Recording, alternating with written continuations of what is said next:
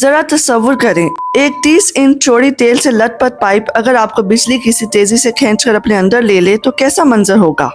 5 लोग खुद को ऐसे ही दिल दहला देने वाले वाक्य में पाते हैं, मगर इनमें से सिर्फ एक ही जिंदा बच पाता है ताकि वो अपनी अनसुनी कहानी दुनिया के सामने ला सके।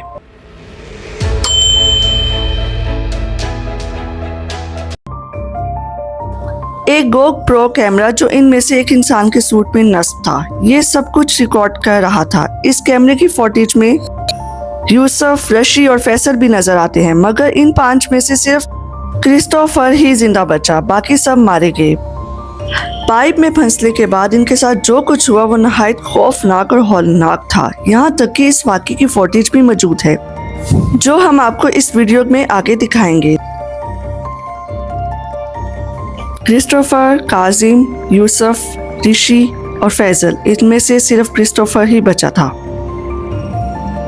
तो आइए जानते हैं पारिया डाइविंग के इस खतरनाक वाक़ये के बारे में जिसे सुनने के बाद लोगों की सांसें थम जाती हैं।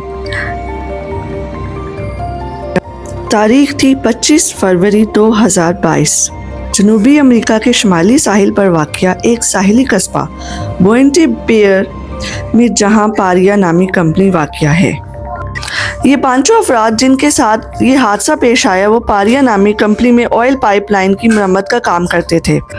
उस दिन ये लोग पाइपलाइन के उस हिस्से में काम कर रहे थे जो काफ़ी अरसे से बंद पड़ा था। ये एक यू शेप की पाइपलाइन थी जिसके एक सिरे पर ऑयल टैंकर अपना कच्चा तेल अनलोड करते थे, जिसे बर्थ 5 कहा जाता है। ये कच्चा तेल इसी पाइपलाइन के जरिए बर्थ 6 तक पहुंचाया जाता था, जहां एक ऑयल रिफाइनरी मौजूद थी जहां तेल को रिफाइन किया जाता था। उस दिन इन वर्कर्स का काम था इस पाइपलाइन के ऊपरी हिस्से से पानी को अलहदा करना ताकि वो अपने आलात के साथ वहां आराम से खड़े होकर अपना काम मुकम्मल कर सके, ताकि पाइप के अंदर से हाइड्रोकार्बन्स बाहर ना निकले। इसीलिए एयर प्लग भी लगाए गए थे। इसके अलावा पाइप के ऊपर काम करने के लिए खास किस्म का केबल इस्तेमाल किया जाता है जिसे हैपिटेट बेल भी कहा जाता है। आप इसे यूं समझे जैसे अगर आप पानी के बर्तन में गिलास उल्टा रखें तो पानी गिलास के अंदर नहीं जाएगा। हैपिटेट बेल पाइप के अंदर एयर प्रेशर छोड़कर एक खुश्क जगह तैयार करता है ताकि लोग इसके अंदर आराम से काम कर सकें। और उस दिन इन अफराद का काम था पाइप के अंदर जाकर उस एयर प्लग को निकालना। लेकिन जैसे ही वो एयर प्लग निकालते हैं एक बदकिस्मत हादसा पेश आता है। प्रेशर के साथ वो पाइप के अंदर जोर से खींच लिए जाते हैं। ये एक ऐसा तेज और ताकतवर भंवर था कि सिर्फ 90 सेकंड्स के अंदर वो पाइप के अंदर 20 फुट नीचे और 120 फुट दूर जाकर टकरा जाते हैं। इस वाक़ये की फुटेज आप देखेंगे। वाक़ये से पहले सब कुछ मामूल के मुताबिक दिखाई देता है, फिर अचानक सब कुछ अंधेरे में डूब जाता है। क्योंकि पाइप सीधा नहीं था इसलिए इन्हें एक वक्ती राहत मिलती है। ये 5 अफराद एक छोटे से एयर पॉकेट में फंस जाते हैं जहां वो सांस ले सकते हैं, लेकिन इन्हें जरा भी अंदाजा नहीं था कि आखिर इनके साथ हुआ क्या है। पानी का बहाव इतना शदीद था कि कुछ लोगों की हड्डियां भी टूट गईं। इसके अलावा पाइप के अंदर कुछ भी दिखाई नहीं दे रहा था। मुकम्मल अंधेरा, मुकम्मल उलझन। चौंका देने वाली बात तो ये थी कि जिस हवा में वो सांस ले रहे थे वही हवा इनके पाइप में फंसने की असल वजह बन गई। My YouTube family, technically pipe के अंदर कुल 1200 बैरल तेल होना चाहिए था, लेकिन इससे कहीं कम मिकदार में तेल मौजूद था और पाइप के अंदर एक बहुत ही ज्यादा लो डेंसिटी वाली हवा जमा हो चुकी थी।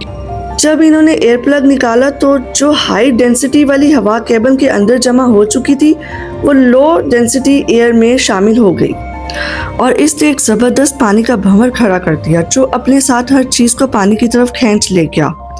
इनके वहां से निकलने का सिर्फ एक ही रास्ता था, जहां से वो आए थे वहीं वापस जाना, यानी बर्थ 6 की तरफ।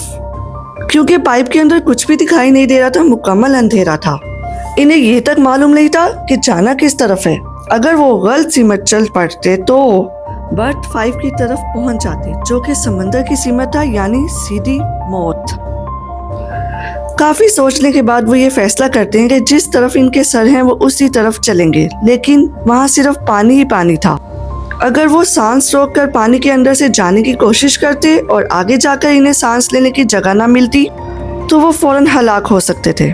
वहीं से क्रिस्टोफर और फैजल ने ही फैसला किया अब आगे सिर्फ वो दोनों ही जाएंगे। इनका मंसूबा बहुत ही सादा था। दोनों खुद बाहर निकलेंगे और बाकी तीनों के लिए मदद लाएंगे। वो दोनों आगे की तरफ बढ़ते हैं और एक वो एयर पॉकेट में फंस जाते हैं और वहीं एक मौजज़ा होता है। इन्हें महसूस होता है इनके सामने एक ऑक्सीजन टैंक पड़ा है जिसकी बदौलत वो पानी के अंदर ज्यादा देर तक जिंदा रह सकते हैं। लेकिन मसला ये था, अंधेरे की वजह से वो देख नहीं पा रहे थे कि ऑक्सीजन टैंक में कितनी ऑक्सीजन मौजूद है।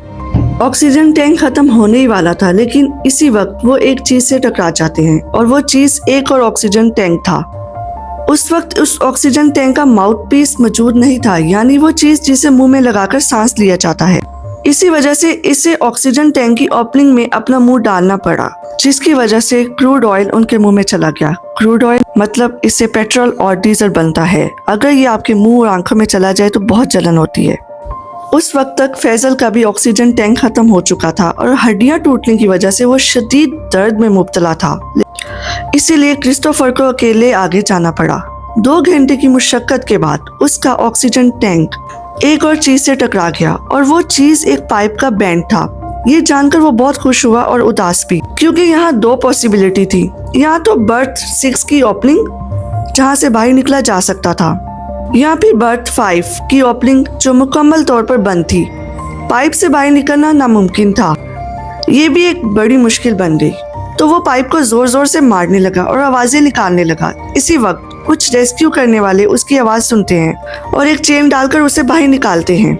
जैसे ही क्रिस्टोफर बाहर आता है वो सबसे पहली बात ये कहता है इसके चारों दोस्त अभी भी पाइप के अंदर जिंदा हैं और इन्हें फौरी मदद की सख्त जरूरत है। यहाँ पर उन लोगों को ऊपर से आहिस्ता आहिस्ता निकालने की कोशिश करनी चाहिए थी या फिर कोई और रेस्क्यू का तरीका अपनाना चाहिए था। कंपनी की रेस्क्यू उनकी मदद के लिए जाने ही वाली थी, मगर कंपनी ने इन्हें जाने की इजाजत नहीं दी क्योंकि कंपनी के पास बड़े ऑक्सीजन सिलेंडर मौजूद नहीं थे। अगर रेस्क्यू नीचे जाते तो उनकी जान को भी खतरा था। ये सुनते ही क्रिस्टोफर खुद अपने दोस्तों को बचाने के लिए जाने वाला था, लेकिन कंपनी ने उससे भी रोक दिया। जब क्रिस्टोफर ने तमाम सूरत हाल तफसील से बताई तब रेस्क्यू उस पाइप को जोर जोर से ठोकने और मारने लगे ताकि पता लग सके चारों लोग बिल्कुल कहाँ हैं। और यहाँ तक कि वो चारों अफराद भी पाइप को मारकर जवाब दे रहे थे। आप ये फुटेज मुलाहिजा कीजिए।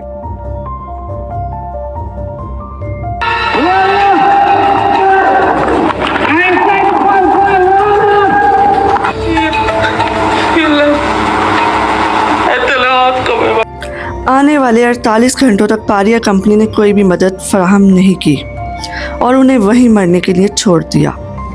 इन चारों ने बेचैनी और तकलीफ में अपनी जानें दे दी। एक इंटरनेशनल कंपनी ने अपनी लापरवाही से अपने ही वर्कर्स की जान ले ली। इतना बड़ा वाकया होने के बावजूद आपको ये जानकर हैरानगी होगी कि पारिया कंपनी पर पुलिस इंक्वायरी तो हुई, लेकिन इन्हें कोई सजा नहीं मिली। और जिन खानदानों के लोग पारिया कंपनी में हलाक हुए थे उन्हें फाइनेंशियल कंपेंशन के नाम पर 1 रुपया तक नहीं दिया गया।